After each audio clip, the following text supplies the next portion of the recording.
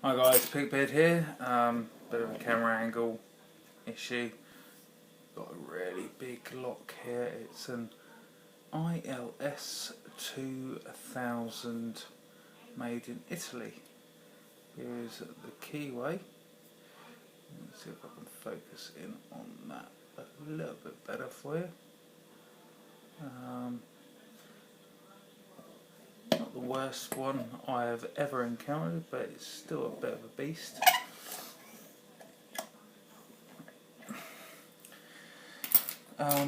Here is the keys for it, and here is the lock in working order. It's not spring loaded, so there it is, opened up. Not key retaining or anything like that. Yeah. Let's get this thing locked up first. Right, there we go. So, there we go. Not the toughest pick in the world. In fact, I shouldn't spend much more than the next 20 seconds or so speaking to you about this, but big lump of metal, quite disappointing really with the security of it. Bearing in mind it is literally a, well, supposedly a container. There you go, picked. It is a container lock.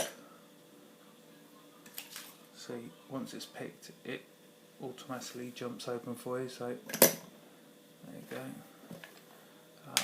It's supposedly for high security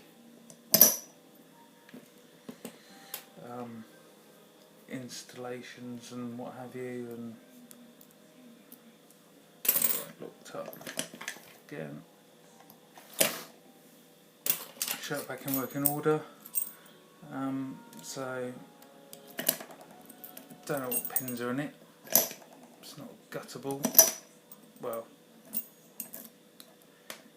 it has a toning pin in there and what have you.